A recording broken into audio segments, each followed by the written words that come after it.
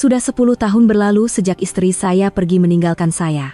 Sejak hari itu, saya membesarkan anak perempuan kami seorang diri dengan penuh kepayahan. Namun hari ini, di lobi kondominium tempat saya bekerja, saya melihat istri saya yang telah meninggal dunia. Dia berjalan melepasi saya seolah-olah saya orang asing, tanpa menoleh sedikit pun. Jam di lobi menunjukkan pukul 3 petang. Encik Rahman, yang berusia 62 tahun, berdiri di hadapan pondok pengawal seperti biasa, memerhatikan para penghuni keluar masuk. Setiap kali angin petang menyelinap masuk melalui pintu otomatik, uniform kelabunya yang sedikit lusuh itu beralun perlahan. Sehelai daun kering ditiup angin lalu jatuh di lantai lobi. Encik Rahman mengutipnya dan membuangnya ke dalam tong sampah. Sudah 3 tahun dia bekerja di sini. Pada mulanya, dia berasa agak janggal bekerja di kondominium yang sama di mana anak perempuannya, Jamilah, tinggal. Namun kini, dia sudah terbiasa. Sekurang-kurangnya, dia dapat melihat Jamilah dari jauh. Jauh di sudut hatinya, dia juga menyimpan harapan, mana tahu suatu hari nanti Aisyah akan muncul. Ketika itu, dia terdengar bunyi derap tapak kaki yang sangat dikenalinya. Encik Rahman mengangkat kepala, dan nafasnya seakan terhenti. Susuk tubuh wanita yang melangkah masuk ke lobi itu terlalu biasa pada pandangannya. Bentuk bahunya, kelajuan langkahnya, malah cara dia menyandang beg tangan, semuanya membuatkan jantung Encik Rahman berdebar kencang. Dengan perasaan yang berbaur, dia terus memerhatikan wanita itu. Apabila wanita itu perlahan-lahan menoleh, Encik Rahman tanpa sadar melangkah setapak ke hadapan. Itu Aisyah. Sudah pasti itu Aisyah. Walaupun 10 tahun telah berlalu, masakan dia boleh lupa wajah itu? Kedutan di wajahnya sedikit dalam, rambutnya lebih pendek, tetapi bentuk mata dan garisan di bibirnya masih sama. Sesuatu yang hangat terasa membuak-buak di dalam dada Encik Rahman. Sayang, bisik Encik Rahman perlahan. Namun, Aisyah tidak memandangnya. Atau lebih tepat, dia memandang tetapi dengan pandangan seolah-olah melihat orang yang tidak dikenali. Pandangan dingin dan asing itu melintasi Encik Rahman, membuatkan seluruh tubuhnya terasa kaku. Bagaimana ini boleh terjadi? Bagaimana Aisyah tidak mengenalinya? Wanita itu berjalan melepasinya tanpa perasaan, seolah-olah dia hanyalah seorang pengawal keselamatan biasa. Aisyah berjalan menuju ke arah peti surat. Encik Rahman mahu mengejarnya, tetapi kakinya terasa berat. Apa akan jadi jika dia, sebagai seorang pengawal, tiba-tiba mendekati seorang penghuni, tetapi jika dia melepaskan peluang ini, entah bila lagi dia akan bertemu dengannya. Aisyah sedang mengeluarkan beberapa keping surat dari peti surat. Gerak-geri tangannya, riak wajahnya semasa memeriksa surat semuanya masih sama seperti dahulu. Air mata Encik Rahman hampir menitis. Malah cara Aisyah mengerutkan sedikit dahinya ketika membaca surat juga tidak berubah. Encik Rahman coba untuk tidak terlepas walau satupun pergerakannya, berharap ada saat di mana Aisyah akan mengenalinya. Namun, Aisyah langsung tidak menyadarinya. Maafkan saya, Encik Rahman memberanikan diri untuk menegur. Suaranya bergetar, tetapi dia tidak dapat menahannya. Aisyah menoleh. Pada ketika itu, Encik Rahman semakin yakin. Itu memang Aisyah, tetapi riak wajah Aisyah jelas menunjukkan dia sedang melihat orang yang tidak dikenali. Ya, ada apa? Suaranya sopan tetapi dingin. Hati Encik Rahman terasa hancur. Bagaimana Aisyah tidak mengenalinya? Suami yang hidup bersamanya selama 10 tahun, ayah kepada Jamilah, bagaimana dia boleh lupa? Oh, maaf, saya cuma nak pastikan Puan buka peti surat dengan nomor yang betul, kata Encik Rahman, coba bertenang. Sebenarnya itu hanyalah alasan. Peti surat tersusun rapi dan tiada apa yang perlu diperiksa, tetapi dia terpaksa mencari alasan untuk bercakap dengannya. Aisyah hanya mengangguk lalu kembali menyusun surat-suratnya. Encik Rahman perasan, tiada cincin kawin di jari manisnya. Perkara itu sahaja sudah cukup menyakitkan hatinya. Terima kasih, kata Aisyah ringkas sebelum berjalan ke arah lift. Encik Rahman memandang susuk tubuh itu dengan seluruh badannya menggigil. Adakah dia akan pergi begitu sahaja? Adakah dia akan hilang sekali lagi? Di hadapan lift, Aisyah menekan butang. Encik Rahman coba melihat ke tingkat berapa dia akan pergi, tetapi jaraknya terlalu jauh. Sementara menunggu lift tiba, Aisyah berdiri kaku, dan Encik Rahman terus memerhatikan sisi wajahnya. Tiba-tiba, Aisyah menoleh dan memandang Encik Rahman. Hanya seketika, tetapi matanya memancarkan emosi yang kompleks. Mungkin kekeliruan, atau keresahan yang tidak menentu? Encik Rahman coba menangkap pandangan itu, tetapi Aisyah cepat-cepat menoleh semula. Pintu lift terbuka dan Aisyah melangkah masuk. Encik Rahman terus memandangnya sehingga saat terakhir berharap dia akan menoleh sekali lagi. Dan benar, Aisyah menoleh seketika. Tetapi pintu lift terus tertutup dan dia pun hilang dari pandangan. Tinggal sendirian di lobi, Encik Rahman terasa seperti mahu rebah. Kakinya lemah, dan dia terduduk di kerusi pondok pengawal. Isteri yang dirinduinya dalam mimpi selama 10 tahun berada di depan matanya, tetapi langsung tidak mengenalinya. Bagaimana ini boleh terjadi? Dengan tangan yang tergetar-getar, Encik Rahman mengeluarkan telepon bimbitnya. Patutkah dia menelepon Jamilah? Tetapi apa yang harus dikatakannya? Adakah Jamilah akan percaya? Kalaupun percaya, apa yang boleh mereka lakukan? Encik Rahman memasukkan semula teleponnya ke dalam saku. Ini bukan perkara yang boleh diceritakan sewenang-wenangnya. Dia perlu pastikan dahulu. Dia perlu tahu sama ada itu benar-benar Aisyah, dan mengapa dia tidak mengenalinya. Cahaya matahari petang memancar panjang di lantai lobi. Encik Rahman memandang cahaya itu sambil menarik nafas dalam-dalam. Itu pasti Aisyah. Tetapi kenapa dia tidak mengenalinya? Apa yang telah terjadi? Jam menunjukkan pukul 4. Walaupun sudah sejam berlalu, Encik Rahman masih terpaku di tempatnya. Penghuni lain lalu lalang, tetapi dia tidak mampu memberi salam dengan betul. Pikirannya hanya tertumpu pada Aisyah. Malam itu, Encik Rahman tidak dapat melelapkan mata. Walaupun berbaring di katil, bayangan Aisyah terus bermain di pikirannya. Itu pasti Aisyah, tetapi kenapa dia tidak mengenalinya? Bagaimana perkara sebegini boleh berlaku? Menjelang subuh, Encik Rahman mula mengimbas kembali kenangan lama. Sebelum peristiwa ngeri 10 tahun lalu, mereka adalah sebuah keluarga yang biasa dan bahagia. Encik Rahman mengusahakan sebuah kedai perkakasan kecil, manakala Aisyah seorang suri rumah yang memberi tuition kepada anak-anak jiran. Jamilah ketika itu seorang gadis yang ceria berusia 25 tahun. Tetapi suatu hari, perkara-perkara aneh mula berlaku. Orang-orang yang tidak dikenali datang ke kedai perkakasannya dan mengugutnya. Mereka pada mulanya menawarkan pinjaman, tetapi kemudian menuntut faedah yang tidak masuk akal. Apabila Encik Rahman menolak, mereka mengugut untuk mencederakan keluarganya. "Abang, apa patut kita buat?" tanya Aisyah dengan wajah risau. Tetapi Encik Rahman juga buntu. Dia telah membuat laporan polis, tetapi pihak polis tidak dapat bertindak karena bukti tidak mencukupi. Keadaan menjadi semakin buruk. Orang-orang aneh terus datang ke kedainya, menyebabkan pelanggan takut untuk datang. Akhirnya, Encik Rahman terpaksa menutup kedainya. Suatu malam, Aisyah pulang lewat dari pasar raya. Encik Rahman dan Jamilah sedang makan malam di rumah. "Kenapa ibu lambat sangat?" tanya Jamilah dengan nada bimbang. "Biasanya, Aisyah akan pulang sebelum hari gelap. Kita tunggu sekejap lagi. Mungkin ibu banyak barang nak dibeli," jawab Encik Rahman, tetapi hatinya resah. Dalam keadaan sekarang, dia risau Aisyah berjalan sendirian pada waktu malam. Ketika itu, telepon berdering. Encik Rahman segera menjawab, "Halo, Encik Rahman ke? Kami dari bilik kecemasan hospital besar." Seketika, pikiran Encik Rahman menjadi kosong. Panggilan dari hospital biasanya membawa berita buruk. Isteri Encik terlibat dalam kemalangan jalan raya. Sila datang segera ke bilik kecemasan. Encik Rahman dan Jamilah bergegas ke hospital. Di bilik kecemasan, Aisyah terbaring tidak sadarkan diri.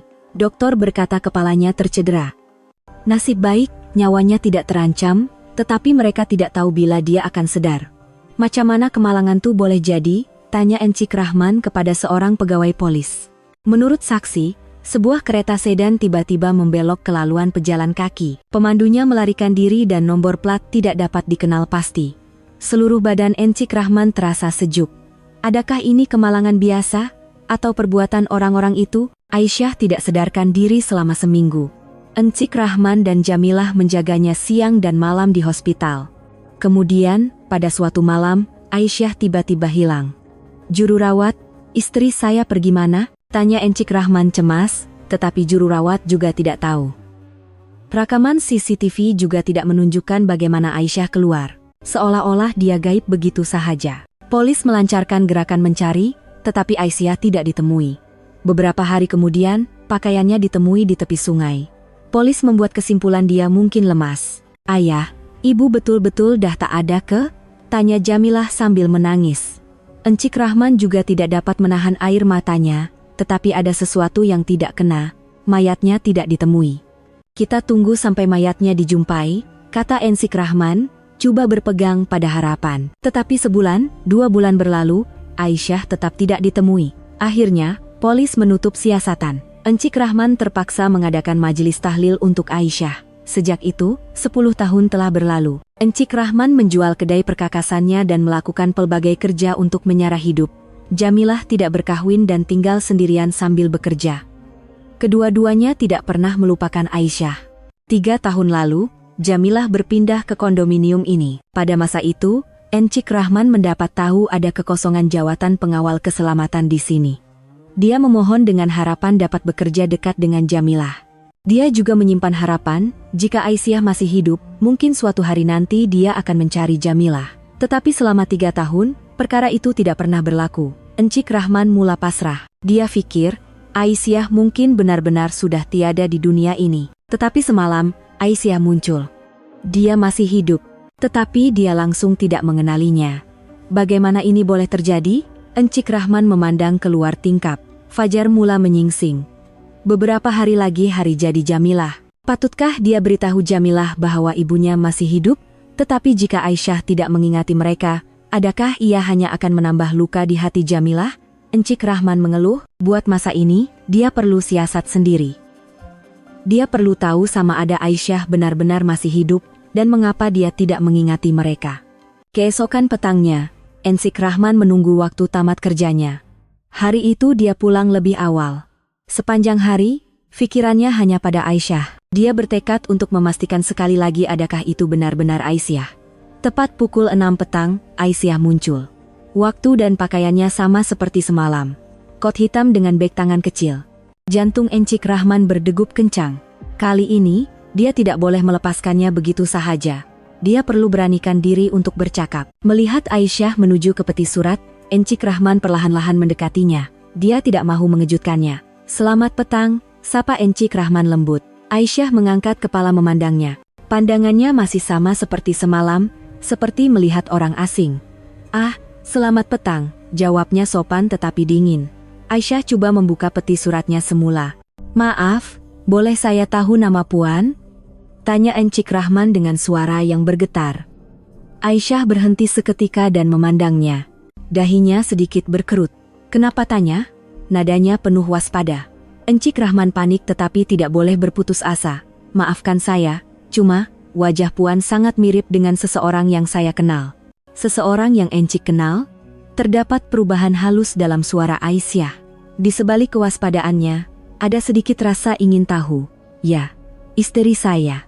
Dia meninggal dunia dalam kemalangan 10 tahun lalu. Encik Rahman coba bercakap dengan tenang sambil memerhatikan reaksi Aisyah. Aisyah terdiam seketika. Pelbagai emosi terpancar di wajahnya. Keliru, resah, dan ketakutan yang tidak dapat dijelaskan. Tolong jangan cakap macam tuh, suara Aisyah bergetar. Tiba-tiba, dia memegang kepalanya dengan kedua-dua belah tangan. Puan tak apa-apa? Encik Rahman coba mendekat dengan risau, tetapi Aisyah berundur setapak. Saya bukan orang tuh. Encik salah orang. Wajah Aisyah menjadi pucat.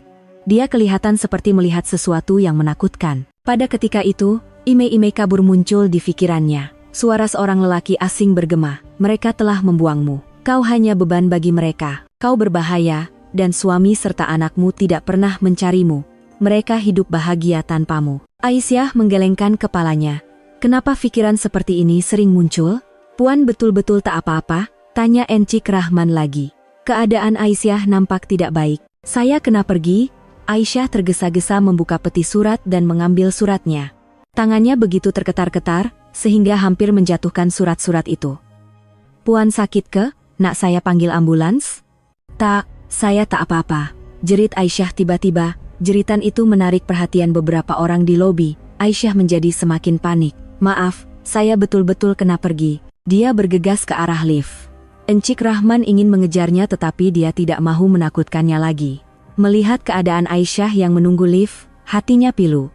Bahunya kelihatan terhinjut-hinjut. Jelas sekali ada sesuatu yang dia ingat, tetapi mengapa dia begitu takut? Ketika pintu lift terbuka, Aisyah sempat memandang Encik Rahman buat kali terakhir. Matanya penuh dengan kekeliruan dan ketakutan. Dan di sebalik itu, ada sesuatu yang kelihatan seperti rayuan. Selepas pintu tertutup dan Aisyah hilang, Encik Rahman berdiri kaku di situ. Jelas ada reaksi. Aisyah pasti merasakan sesuatu. Tetapi kenapa dia begitu takut? Malam itu, Encik Rahman menelepon Jamilah. Jamilah, ayah nih. Ya, ayah, ada apa? Boleh tak ayah cakap sikit pasal ibu kamu? Terdengar Jamilah terdiam di hujung talian. Ayah pikir macam tu lagi ke? Ibu kan dah tak ada? Bukan macam tu. Encik Rahman teragak-agak. Perkara ini belum pasti. Dia tidak mahu memberi harapan palsu kepada Jamilah. Ayah cuma tiba-tiba teringatkan dia. Ayah mesti penat, kan? Hujung minggu ni Jamilah datang jumpa ayah. Suara Jamilah kedengaran bimbang. Encik Rahman berasa bersalah kerana telah merisaukan anaknya. Selepas meletakkan telepon, Encik Rahman berfikir semula. Mungkinkah Aisyah bukan tidak mengenalinya, tetapi tidak mahu mengingatinya? Atau adakah seseorang yang menghalangnya daripada mengingati? Encik Rahman memutuskan untuk mendekatinya dengan lebih berhati-hati mulai esok. Dia perlu membantunya mengembalikan ingatan sedikit demi sedikit tanpa menakutkannya. Cahaya bulan menembusi tingkap. Encik Rahman memandang cahaya itu sambil memikirkan Aisyah. Dia pasti masih hidup, dan dia mengingati sesuatu. Tetapi ada sesuatu yang menghalang ingatannya. Selama beberapa hari berikutnya, Encik Rahman memerhatikan Aisyah dengan berhati-hati. Dia tidak menegurnya secara langsung, hanya memerhati dari jauh. Dia perlu memahami rutin Aisyah tanpa mengejutkannya. Aisyah keluar masuk apartemen pada waktu yang sama setiap hari. Dia keluar sekitar pukul 10 pagi dan pulang sekitar pukul 6 petang. Kadang-kadang dia membawa beg barangan runcit, kadang-kadang beg dari farmasi. Apa yang paling menarik perhatiannya ialah seorang lelaki yang tinggal bersamanya. Seorang lelaki dalam lingkungan lewat 40-an tinggal di unit dan tingkat yang sama dengan Aisyah. Pada mulanya, Encik Rahman menyangka itu suami barunya, tetapi ada sesuatu yang ganjil. Lelaki itu kelihatan jauh lebih muda daripada Aisyah, dan tiada langsung kemesraan seperti pasangan suami istri di antara mereka. Sebaliknya, Aisyah kelihatan berhati-hati dengan lelaki itu. Pada suatu petang Khamis, Encik Rahman melihat Aisyah dan lelaki itu turun ke lobi bersama-sama. "Ibu, hari ini ada temu janji hospital kan? Biar saya hantarkan." Lelaki itu berkata dengan sopan. Walaupun dia memanggilnya ibu, bunyinya janggal. Tidak seperti anak kandung. "Tak apa. Saya boleh pergi sendiri," jawab Aisyah dengan suara perlahan. Ada ketakutan halus di mata Aisyah apabila memandang lelaki itu. "Tapi bahaya kalau ibu pergi seorang diri. Ibu kan tak sihat." Lelaki itu terus memujuk, tetapi suaranya lebih berbaur paksaan daripada kelembutan. Mendengar perbualan itu, Encik Rahman merasakan ada yang tidak kena. Jika dia benar-benar anak, layanannya pasti berbeza, tidak terlalu formal. Akhirnya, Aisyah pergi bersama lelaki itu. Encik Rahman ingin tahu kemana mereka pergi, tetapi dia tidak boleh meninggalkan tugasnya. 2 jam kemudian, Aisyah pulang sendirian. Wajahnya pucat dan langkahnya tidak stabil, seolah-olah baru mengalami sesuatu yang mengejutkan. Encik Rahman menjadi risau. Aisyah kelihatan terhuyung-hayang semasa menaiki tangga. "Puan tak apa-apa?" tanya Encik Rahman lembut. Aisyah mengangkat kepala memandangnya. Pandangannya berbeza dari hari-hari sebelumnya. Kurang waspada. "Ya, saya tak apa-apa." Aisyah mengangguk, tetapi jelas sekali dia tidak sihat. "Kalau Puan sakit, saya boleh panggilkan ambulans." "Tak perlu, cuma pening sikit." Aisyah memegang dahinya. Tiba-tiba dia terhuyung. Encik Rahman pantas memautnya. "Hati-hati." Ketika Aisyah bersandar pada lengan Encik Rahman, mereka berdua terdiam seketika. Ada perasaan yang sangat biasa. Aisyah juga seolah-olah merasakannya dan memandang Encik Rahman dengan tajam. "Pelik," bisik Aisyah perlahan. "Apa yang pelik?" "Bila dekat dengan Encik, saya rasa tenang." "Kenapa ya?" Jantung Encik Rahman berdegup kencang. Aisyah pasti merasakan sesuatu. "Mungkin sebab kita pernah berjumpa sebelum ni," kata Encik Rahman berhati-hati. "Sebelum ni?" Aisyah mengulangi kata-kata itu, tiba-tiba dia memegang kepalanya. "Tak, saya tak nak ingat masa lalu." Suara Aisyah bergetar. Dia kelihatan menahan kesakitan. "Puan tak apa-apa? Lebih baik kita ke hospital." "Cukuplah," jerit Aisyah tiba-tiba. Dia melepaskan diri daripada Encik Rahman. "Maaf, saya nak naik." Aisyah bergegas ke arah lift. Encik Rahman hanya mampu memandang dengan hati yang pilu. Aisyah jelas merasakan sesuatu, tetapi mengapa dia menolaknya? Malam itu, Encik Rahman berjalan-jalan di sekitar kondominium, berharap dapat mencari maklumat lanjut tentang Aisyah. Dia berbual dengan seorang makcik yang bekerja di kedai runcit berdekatan. "Oh, puan yang tinggal di tingkat 15 tuh ke? Yang tinggal dengan anak lelaki dia?" "Ya, betul. Keluarga yang pelik. Anaknya tuh nampak macam terlalu mengawal ibunya. Selalu nak ikut kemana-mana, tak suka ibunya keluar seorang diri." Encik Rahman bertanya lebih lanjut. "Dah berapa lama mereka tinggal di sini?" "Rasanya dah 3 tahun. Masa mula-mula pindah dulu pun pelik. Ibunya nampak sakit sangat. Anaknya kata ibunya ada masalah ingatan." Hati Encik Rahman terasa berat. 3 tahun lalu, bermakna 7 tahun selepas Aisyah hilang. Apa yang terjadi dalam tempoh itu? Anak lelakinya tuh macam mana orangnya? Entahlah, nampak baik tapi janggal, tak macam anak betul. Kadang-kadang bila dengar dia bercakap di telepon, bunyinya macam orang yang bekerja untuk seseorang. Encik Rahman semakin yakin. Lelaki itu bukan anak kandung Aisyah. Dia pasti mempunyai tujuan lain. Dalam perjalanan pulang, Encik Rahman berpikir panjang. Aisyah jelas dikawal oleh seseorang. Dan orang itu mahu Aisyah melupakan masa lalunya. Tetapi bagaimana cara untuk membantunya? Tindakan terburu-buru boleh membahayakan Aisyah. Encik Rahman memutuskan untuk mengumpul lebih banyak maklumat terlebih dahulu.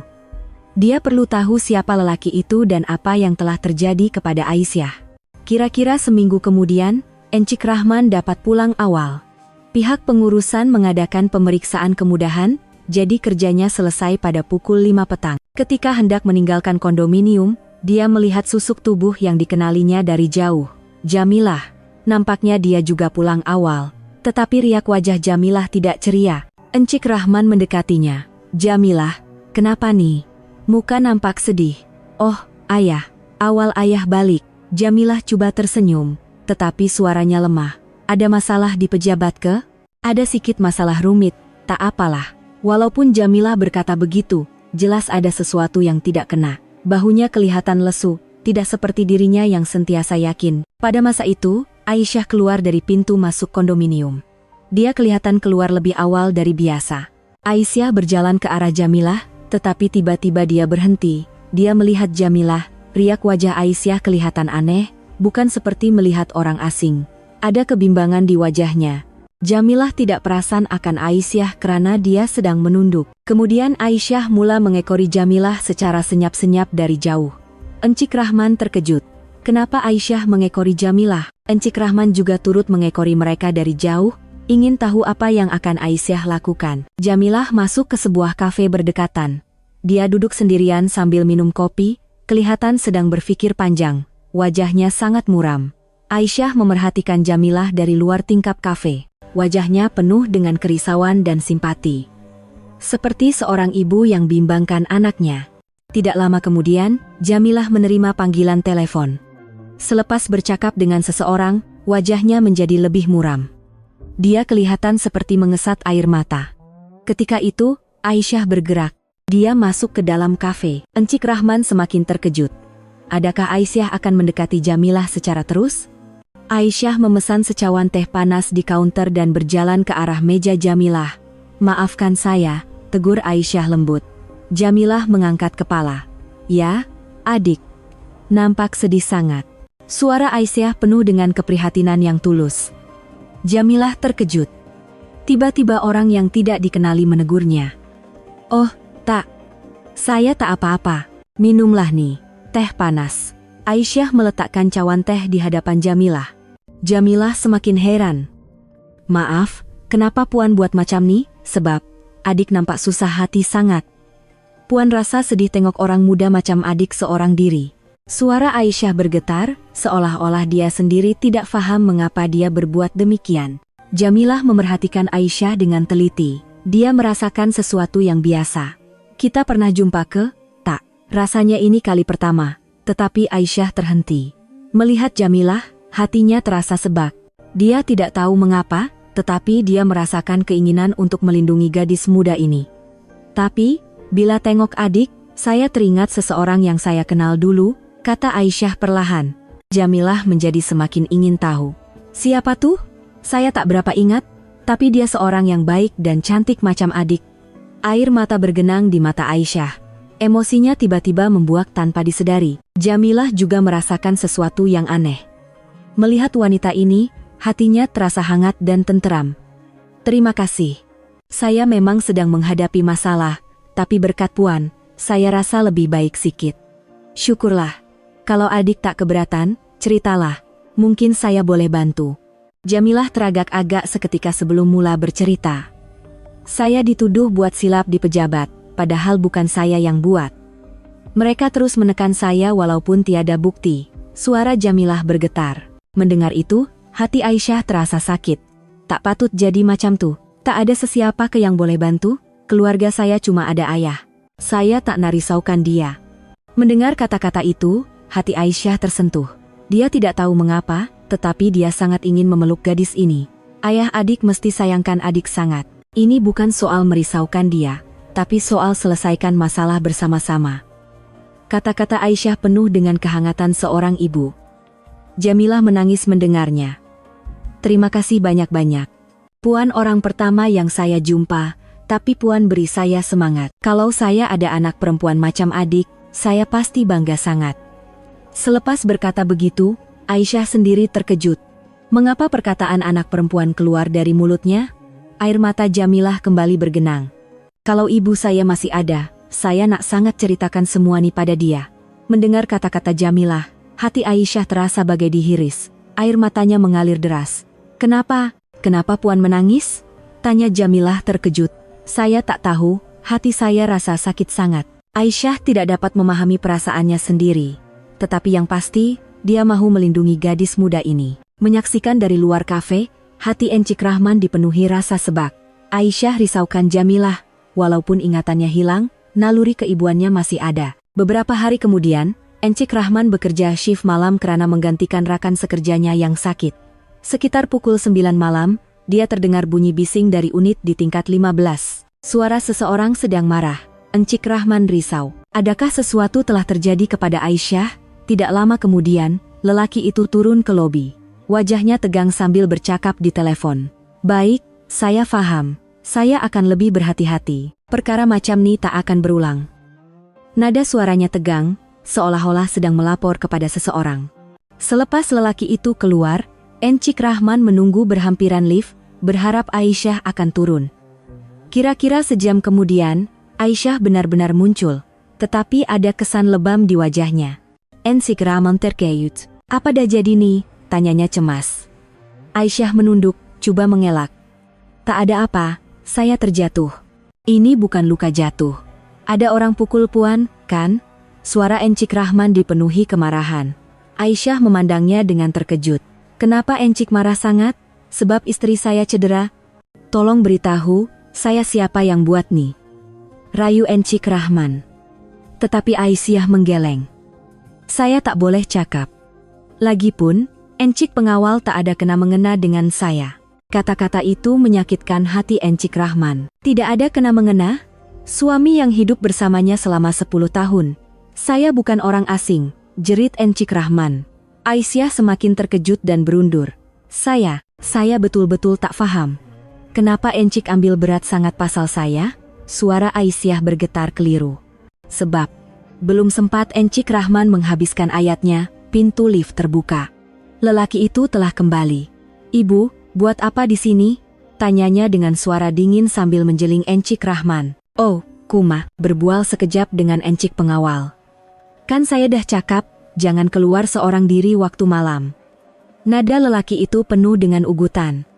Aisyah semakin menunduk. Maaf, katanya perlahan. Encik Rahman berang melihatnya. Lelaki ini jelas mengawal Aisyah, Puan cedera. Kenapa tak bawa ke hospital? Tanya Encik Rahman kepada lelaki itu. Tak apa, boleh rawat di rumah? Jawab lelaki itu tegas. Dia kemudian memegang lengan Aisyah. Ibu, jom naik. Aisyah sempat memandang Encik Rahman sekali lagi. Matanya seolah-olah meminta pertolongan. Tetapi dia hanya menunduk dan mengikut lelaki itu. Selepas mereka hilang, Encik Rahman masih berdiri di situ. Aisyah jelas dalam bahaya, tetapi dia tidak tahu bagaimana untuk membantunya. Keesokan paginya, Encik Rahman menelepon Jamilah. Jamilah, ayah nih. Semalam Jamilah jumpa seorang Puan, kan? Ya, Puan mana? Puan yang tenangkan Jamilah di kafe tuh. Jamilah berpikir sejenak. Oh, Puantu, dia baik sangat. Kenapa ayah? Macam mana orangnya? Entah, seorang yang sangat baik hati. Tapi yang peliknya, bila tengok dia, Jamilah teringat ibu. Jantung Encik Rahman berdegup kencang. Teringat ibu? Ya. Rasa macam masa kecil dulu, ibu tenangkan Jamilah. Suara dia, gerak-geri dia, ada iras. Mendengar kata-kata Jamilah, Encik Rahman semakin yakin. Jamilah juga merasakannya secara tidak sadar. Jamilah, boleh tak kita jumpa Puantu lagi? Kenapa? Tiba-tiba ayah berminat dengan dia. Jamilah terdiam. Dia seolah-olah mula menyadari sesuatu. Ayah, jangan-jangan. Jamilah, ayah datang sekarang. Ayah terangkan semuanya. Tunggu di rumah. Encik Rahman segera menamatkan panggilan. Sejam kemudian, dia tiba di rumah Jamilah. Jamilah sudah menunggu dengan wajah serius. Ayah, betul ke Puantu? Ya, itu ibu kamu, kata Encik Rahman perlahan. Air mata Jamilah mula bergenang. Jadi, ibu masih hidup? Ya, tapi dia tak ingat kita, dan ada orang yang mengawal dia. Encik Rahman menceritakan segala-galanya kepada Jamilah. Jamilah terkejut, tetapi pada masa yang sama, gembira. Kalau macam tuh, kita kena selamatkan ibu, tapi kita kena hati-hati. Kalau salah langkah, ibu mungkin dalam bahaya yang lebih besar. Ketika itu, telepon Encik Rahman berdering. Panggilan dari pejabat pengurusan. Encik Rahman, ada masalah besar. Ada aduan dari tingkat 15, katanya pengawal ganggu penghuni. Encik Rahman terkejut. Lelaki itu telah membuat aduan terhadapnya. Sekarang polis dalam perjalanan ke sini. Macam mana nih? Encik Rahman memandang Jamilah. Masa semakin suntuk. Mereka perlu membuat keputusan. Jamilah, nampaknya kita betul-betul kena selamatkan ibu sekarang. Pada hujung minggu itu, Encik Rahman perlu bertindak pantas. Siasatan polis akan dijalankan pada hari Isnin. Sebelum itu, dia perlu mencari bukti yang kukuh mengenai Aisyah. Encik Rahman dan Jamilah memutuskan untuk melawat tempat-tempat yang sering dikunjungi Aisyah, berharap ada yang mengenalinya. Makcik di kedai runcit memberikan satu maklumat penting. Oh, kawan dia kadang-kadang datang, namanya Puan Salmah. Dia selalu tanya kabar makcik tuh. Encik Rahman terkejut. Salmah, itu kawan baik Aisyah. Bila dia selalu datang, biasanya petang Sabtu. Hari ini pun mungkin dia datang. Encik Rahman dan Jamilah menunggu berhampiran kedai runcit. Kira-kira sejam kemudian, Salmah benar-benar muncul. Melihat Salmah selepas 10 tahun, hati Encik Rahman tersentuh. Salmah, panggil Encik Rahman. Salmah terkejut dan menoleh. Rahman, macam mana awak boleh ada di sini? Wajah Salmah menunjukkan pelbagai emosi.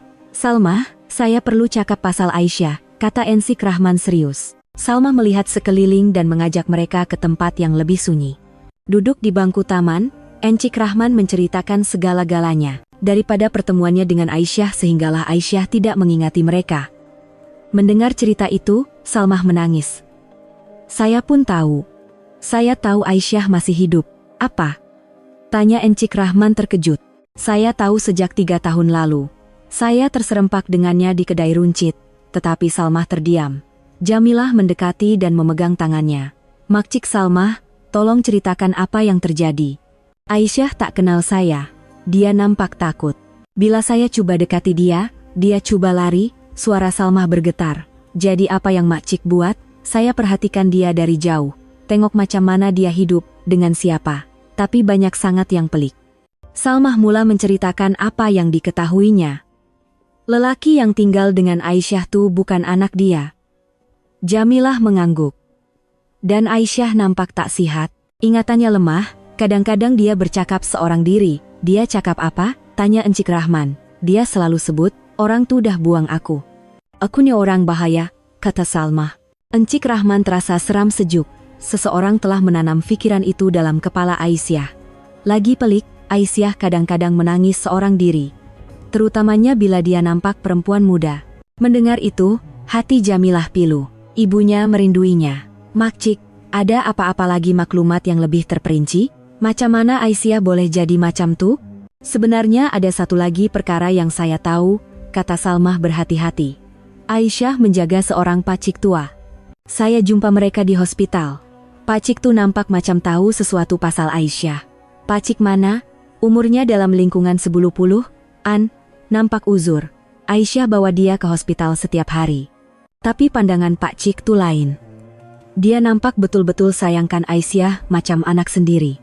Gambaran itu mulai jelas di pikiran Encik Rahman. Boleh tak kami jumpa Pak Cik Tu? Kena hati-hati. Lelaki itu sentiasa perhatikan Aisyah.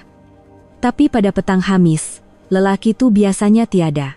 Kalau pergi hospital waktu itu, mungkin boleh jumpa Pak Cik Tu. Salmah memberitahu nama dan lokasi hospital. Tapi Rahman, hati-hati, lelaki itu bukan orang biasa. Dia kawal Aisyah sepenuhnya. Dia periksa telepon, sekat pergerakan. Macam mana Mak Cik tahu? Kadang-kadang saya nampak di kedai runcit. Bila Aisyah seorang diri, dia nampak lebih tenang. Tapi bila dengan lelaki itu, dia jadi sangat pendiam. Jamilah menggenggam penumbuknya. Kita kena selamatkan ibu. Tapi jangan bertindak terburu-buru. Lelaki itu mungkin bawa Aisyah ke tempat lain, kata Salmah. Kata-kata Salmah ada benarnya. Mereka perlu berhati-hati. Kita jumpa Pak Cik Tu dulu. Mungkin dia tahu apa yang terjadi pada Aisyah, kata Encik Rahman. Salmah, ada tak barang lama Aisyah yang masih dia simpan? Oh, ya, Aisyah selalu pakai satu loket kecil di lehernya. Dia selalu pegang loket tuh. Loket macam mana? Bentuk hati kecil. Nampak macam ada sesuatu di dalamnya. Kadang-kadang dia coba buka, tapi tak jadi. Encik Rahman teringat loket itu. Hadiah ulang tahun perkawinan mereka yang ke-10. Di dalamnya ada gambar Jamilah semasa kecil. Loket tuh, saya yang bagi, suara Encik Rahman bergetar. Kalau macam tuh, jauh di sudut hati Aisyah, ingatan tentang keluarga masih ada, kata Salmah penuh harapan. Matahari mula terbenam. Sebelum berpisah, mereka bertukar nomor telepon. Kita jumpa di hospital hari Kamis. Mungkin kita boleh dapat jawaban melalui Pak Cik Tu. Dalam perjalanan pulang, Encik Rahman berkata kepada Jamilah, Jamilah, sekarang ada harapan. Ya, ayah, kita mesti selamatkan ibu. Pada petang Kamis, Encik Rahman dan Jamilah menuju ke hospital yang diberitahu oleh Salmah. Jantung mereka berdebar-debar, tetapi mereka tahu ini mungkin peluang terakhir untuk mengetahui kebenaran. Mereka bertemu Salmah di lobi hospital. Wajah Salmah kelihatan tegang. Kita kena hati-hati. Lelaki itu boleh muncul bila-bila masa, katanya sambil melihat sekeliling. Pak Cik Tu di mana? Tanya Jamilah. Wat perubatan tingkat 3, namanya Pak Cik Yusuf. Aisyah datang lawat dia hampir setiap hari. Mereka bertiga senyap-senyap naik ke tingkat 3. Wat itu sunyi. Tu dia, Salmah menunjuk ke sebuah katil berhampiran tingkap. Seorang Pak Cik tua sedang berbaring. Badannya kurus, tetapi matanya tajam. Encik Rahman mendekatinya dengan perlahan. Assalamualaikum, Pak Cik. Pak Cik Yusuf menoleh memandang Encik Rahman. Matanya terbeliak. Awak nih, jangan-jangan. Suaranya bergetar, seolah-olah mengenalinya. Ya, saya Rahman, suami Aisyah, kata Encik Rahman lembut. Air mata bergenang di mata Pak Cik itu. Oh, betul rupanya. Pak Cik Yusuf coba bangun dengan susah payah.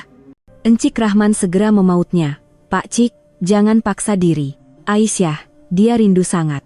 Setiap hari dia menangis. Mendengar kata-kata itu, Jamilah turut menangis. Pak Cik, apa yang dah jadi pada Aisyah? Tanya Encik Rahman. Pak Cik Yusuf menarik nafas dalam sebelum mula bercerita.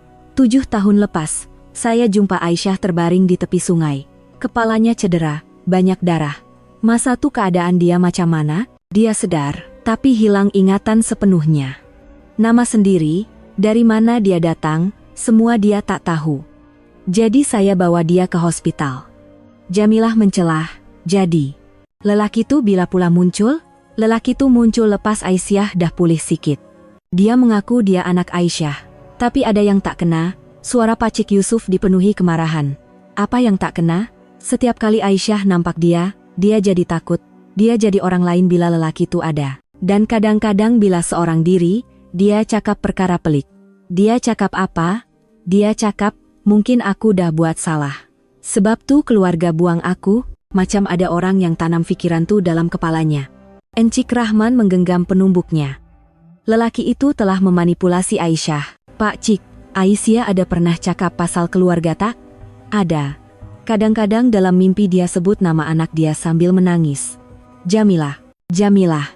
Jamilah mula teresak-esak. Dia juga mimpi pasal suami dia. Abang, maafkan saya, katanya sambil mengigau. Dia masih ingat, jauh di sudut hatinya. Kalau macam tuh, kenapa dia tak kenal kami? Lelaki tuh sentiasa masukkan racun dalam pikirannya. Setiap kali sebut pasal keluarga, kepalanya akan sakit, dia jadi takut. Seolah-olah berpikir tentang keluarga tuh satu perkara yang bahaya. Pak Cik Yusuf mengeluarkan sekeping kertas kecil dari sakunya. Ini nota yang Aisyah selalu tulis. Dia tulis senyap-senyap, sorokan, lepas tuh buang. Encik Rahman mengambil kertas itu. Dengan tulisan yang terketar-ketar, tertulis, Jamilah, maafkan ibu. Ibu yang salah, sebab tuh hidup Jamilah susah. Jamilah menangis teresak-esak melihat tulisan itu. Ini, tulisan ibu. Dan ini juga, Pak Cik Yusuf menghulurkan sekeping lagi kertas. Abang, ampunkan saya. Sebab saya orang yang bahaya, hidup abang dan anak kita jadi susah. Encik Rahman tidak dapat menahan air matanya. Dia kini tahu betapa Aisyah menyalahkan dirinya sendiri selama ini. Pak Cik, kami nak bawa Aisyah balik. Kena hati-hati. Lelaki itu kawal dia sepenuhnya, dan nampaknya ada orang besar di belakangnya. Ketika itu, kedengaran bunyi tapak kaki di koridor. Salmah melihat ke arah tingkap, wajahnya pucat, celaka. Lelaki itu datang dengan Aisyah. Encik Rahman pantas berkata kepada Pak Cik Yusuf, Pak Cik, tolong rahasiakan kedatangan kami, sudah tentu. Tolonglah selamatkan Aisyah, kesian budak tuh. Mereka bertiga bergegas keluar dari bilik dan menyorok di tangga kecemasan. Terdengar suara Aisyah dari lift. Saya datang nak lawat Pak Cik. Mengintai dari sebalik dinding, mereka melihat Aisyah dan lelaki itu masuk ke bilik Pak Cik Yusuf. Wajah Aisyah kelihatan muram dan letih. Sekarang macam mana? Tanya Jamilah. Sekarang kita dah pasti. Ibu masih ingat kita. Dan lelaki itu yang manipulasi dia, kata Encik Rahman tegas. Kalau macam tuh, kita terus jumpa ibu. Jangan. Itu lagi bahaya. Kita kena bangkitkan ingatan sebenar dalam hati ibu, Salmah mencelah. Saya tahu satu tempat kenangan Aisyah. Macam mana kalau kita jumpa di sana? Encik Rahman berpikir sejenak. Berisiko, tetapi ini mungkin peluang terakhir. Baik, kita kubah. Malam itu, Encik Rahman dan Jamilah pergi ke tempat yang dicadangkan Salmah. Sebuah taman kecil tempat mereka sering bertemu janji dahulu. Sambil duduk di bangku, mereka menunggu Aisyah. Ibu betul-betul akan datang ke? Tanya Jamilah resah. Akan. Salmah dah hubungi Aisyah, kata Pak Cik Yusuf tenat, jawab Encik Rahman, tetapi hatinya risau. Bagaimana jika lelaki itu datang bersama? Setengah jam kemudian, Aisyah muncul sendirian, berjalan tergesa-gesa. Jantung Encik Rahman berdebar. Apabila Aisyah masuk ke taman, Encik Rahman bangun dari bangku. Aisyah berhenti apabila melihatnya. Encik pengawal, kenapa di sini? Puan, boleh kita bercakap sekejap? Encik Rahman mendekatinya perlahan-lahan. Aisyah coba berundur. Pak Cik, tak apa-apa ke? Saya terpaksa berbohong. Salmah muncul dari tempat persembunyiannya. Aisyah semakin keliru. Salmah, apa semua nih? Aisyah, awak betul-betul tak kenal orang nih? Salmah menunjuk ke arah Encik Rahman. Aisyah kelihatan sangat bingung. Saya betul-betul tak tahu. Kenapa semua orang? Ketika itu, Jamilah muncul. Saat Aisyah melihat Jamilah, air mata bergenang di matanya, adik, yang di kafe. Ibu, kata Jamilah dengan suara bergetar. Mendengar perkataan itu, Aisyah memegang kepalanya. Tak boleh, jangan cakap macam tuh, kepala saya sakit. Encik Rahman mendekatinya perlahan. Dia mengeluarkan loket kecil dari sakunya. Loket yang sama seperti yang dipakai Aisyah. Sayang, ingat tak nih? Encik Rahman membuka loket itu. Di dalamnya ada gambar Jamilah semasa kecil. Melihat gambar itu, seluruh badan Aisyah mula menggeletar. Ini. Hadiah ulang tahun perkawinan kita yang ke-10. Saya letak gambar anak kita, Jamilah, di dalamnya. Air mata Aisyah mengalir. Sesuatu seolah-olah kembali keingatannya. Jamilah. Aisyah memandang Jamilah sambil berbisik. Jamilah mendekati Aisyah. Ibu, ini Jamilah. Tak mungkin. Mereka kata awak semua dah buang saya. Kata saya orang bahaya. Aisyah menggelengkan kepalanya, menafikan. Encik Rahman memegang tangan Aisyah. Sayang, bila masa kami buang awak, selama 10 tahun, tak sehari pun kami lupakan awak, tapi, ada orang yang bohong pada awak, kami tunggu awak selama 10 tahun. Encik Rahman mengeluarkan satu lagi barang. Apron kegemaran Aisyah. Ingat tak nih, awak selalu pakai apron nih masa masak untuk Jamilah. Saat Aisyah menyentuh apron itu, tiba-tiba sesuatu terlintas di pikirannya. Image Jamilah kecil berkata, "Ibu, lapar." Image dirinya memakai apron itu sambil memasak di dapur. Jamilah, anak ibu. Aisyah memandang Jamilah. Jamilah menangis sambil memeluknya. "Ibu." Jamilah rindu. "Maafkan ibu. Maafkan ibu, tinggalkan Jamilah. Bukan salah ibu." Ensik Rahman turut mendekat dan memeluk Aisyah. Pertemuan semula selepas 10 tahun. "Sayang, abang rindu sangat. Abang, abang." Aisyah menyebut nama suaminya sambil menangis. Ingatannya perlahan-lahan kembali. Ketika itu, kedengaran bunyi tapak kaki yang laju dari jauh. Lelaki itu muncul. "Ibu, di mana?" jeritnya sambil masuk ke taman. Melihat lelaki itu, Aisyah kembali ketakutan. "Habislah, nanti kena marah." "Tak apa, sekarang kami ada," kata Ensik Rahman melindungi Aisyah. Lelaki itu menemui mereka dan mendekat. "Ibu, siapa mereka nih? Kan saya dah cakap jangan jumpa orang yang tak dikenali." "Mereka bukan orang asing," kata Aisyah dengan suara bergetar. "Apa? Ini suami saya, dan ini anak perempuan saya." Wajah lelaki itu berubah tegang. "Ibu, jangan merepek lagi. Keluarga ibu cuma saya seorang." "Bukan, sekarang saya dah ingat, awak yang bohong pada saya." Aisyah memberanikan diri. Lelaki itu panik, lalu suaranya bertukar mengugut. "Ibu, jom balik. Dah masa makan ubat. Saya tak akan ikut. Saya akan tinggal dengan keluarga sebenar saya." Ketika itu, bunyi siren polis kedengaran. Salmah telah membuat laporan lebih awal. Lelaki itu coba melarikan diri, tetapi polis sudah mengepung taman itu. "Rizal, Anda ditahan atas tuduhan mengurung dan membuat ugutan."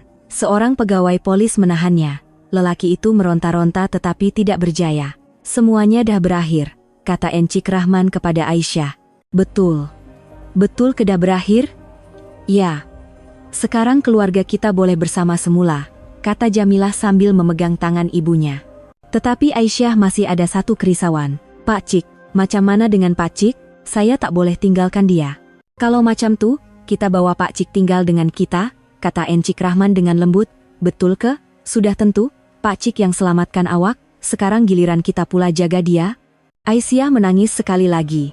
Kali ini, air mata kegembiraan. Seminggu kemudian, rumah kecil Ensik Rahman menjadi sangat berbeza. Sebuah bilik tambahan disediakan untuk Pak Cik Yusuf, dan sebuah meja solek kecil diletakkan untuk Aisyah. Hari ini adalah makan malam pertama mereka berempat. Aisyah sedang memasak kari ikan di dapur, manakala Jamilah menyediakan meja. Ensik Rahman memimpin Pak Cik Yusuf ke meja makan. "Pak Cik, duduk sini. Terima kasih, Nak. Terima kasih banyak-banyak," kata Pak Cik Yusuf dengan air mata berlinangan. Orang yang telah menjaga Aisyah selama 7 tahun kini dijaga oleh mereka. "Aisyah, bau masakan nih macam bau dulu-dulu," kata Pak Cik Yusuf sambil menghidu bau kari. "Ya, Pak Cik. Saya masak macam dulu," jawab Aisyah sambil tersenyum. Wajahnya tidak lagi menunjukkan ketakutan. Sebaliknya, senyuman hangat terukir. "Ibu, Nak Jamilah tolong?" tanya Jamilah. "Tak apa, Jamilah duduk saja." Aisyah mengusap kepala Jamilah. Walaupun 10 tahun telah hilang, kasih sayangnya sebagai ibu tetap utuh. "Jamilah, kerja di pejabat dah selesai ke?" "Dah, Ibu. Kebenaran dah terbongkar, salah faham pun dah selesai." Jamilah tersenyum ceria. Sejak Aisyah kembali, segalanya menjadi lebih baik. Mereka berempat duduk mengelilingi meja. Ensik Rahman mengangkat mangkuk nasinya. "Baiklah, ini makan malam pertama kita sebagai satu keluarga." "Keluarga?" Aisyah mengulangi perkataan itu sambil tersenyum. "Pak Cik pun keluarga kita sekarang," kata Jamilah memandang Pak Cik Yusuf. "Orang tua macam Pak Cik nih. Kalau bukan sebab Pak Cik selamatkan ibu, macam mana kami nak bertemu semula?" kata Ensik Rahman tulus. "Terima kasihlah cakap macam tuh. Rasanya Pak Cik tak akan sunyi lagi." Suara Pak Cik Yusuf dipenuhi kegembiraan. "Pak Cik, rasa kari ikan nih. Tangan Aisyah nih memang hebat," kata Ensik Rahman sambil mencedok kari ke dalam pinggan Pak Cik Yusuf. "Wah, sedap betul. Dah lama tak rasa masakan rumah macam nih. Pak Cik, lepas nih setiap hari saya masakan," kata Aisyah. "Ibu, ingatan ibu dah pulih sepenuhnya?" tanya Jamilah berhati-hati. "Masih datang sikit-sikit, tapi yang penting semua ibu dah ingat. Betapa berharganya kamu berdua, Betapa kita saling menyayangi, kata Aisyah sambil memandang Encik Rahman dan Jamilah silih berganti. Sayang, abang tahu sayang dah banyak menderita. Tak apa, dapat jumpa abang semula. Semua penderitaan tuh jadi bermakna. Encik Rahman memegang tangan Aisyah. Ayah pun dah banyak berkorban. Tunggu ibu selama 10 tahun. Jamilah pun sama. Mesti susah hidup tanpa ibu. Semua tuh dah berlalu. Yang penting sekarang kita dah bersama, kata Jamilah sambil tersenyum ceria. Selepas makan malam, mereka berempat duduk di ruang tamu sambil minum teh.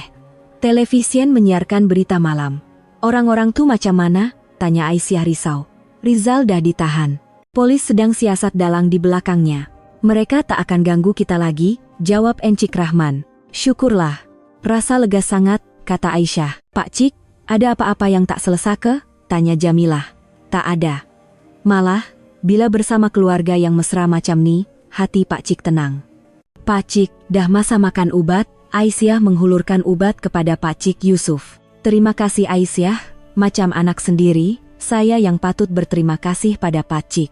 Kalau bukan sebab Pak Cik, Aisyah tidak dapat menghabiskan ayatnya. Tanpa Pak Cik Yusuf, kebahagiaan ini tidak akan wujud. Apabila malam semakin lewat, Pak Cik Yusuf masuk ke biliknya dahulu, Aisyah menghantarnya dan kembali semula. Pak Cik tidur lena? Tanya Encik Rahman. Ya, nampak tenang sangat. Dah lama agaknya dia tak tidur macam tuh. Kini, hanya tinggal Encik Rahman, Aisyah, dan Jamilah di ruang tamu. Saat yang benar-benar menjadi milik mereka sebagai sebuah keluarga selepas 10 tahun. Ibu, rasa macam mimpi, kata Jamilah sambil menyandarkan kepalanya pada bahu Aisyah. Ibu pun rasa macam tuh. Macam mana semua ini boleh terjadi? Semuanya macam satu keajaiban. Kita dapat bertemu semula, kita dapat jumpa Pak Cik, kata Encik Rahman terharu. Di luar tingkap, kelihatan cahaya lampu yang hangat dari rumah-rumah lain. Mungkin di rumah lain juga, keluarga sedang meluangkan masa bersama. Tiba-tiba, dari kejauhan dalam kegelapan, kelihatan satu bayangan sedang memerhatikan rumah itu, tetapi ia hanya seketika sebelum lenyap. Perkara seperti itu tidak lagi penting, yang penting adalah saat ini, kehangatan ini. Kita boleh hidup bahagia sekarang kan? Tanya Aisyah perlahan. Sudah tentu, sebab kita ada bersama, kata Encik Rahman sambil memeluk Aisyah dan Jamilah. Rumah itu kecil, tetapi penuh dengan kasih sayang. Kebahagiaan sejati yang ditemui setelah 10 tahun penantian. Adakah Anda dapat merasai betapa berharganya masa bersama orang tersayang, seperti keluarga Encik Rahman dan Aisyah? Malam ini, cobalah bertanya kabar kepada keluarga Anda. Sokongan Anda amat kami hargai. Terima kasih.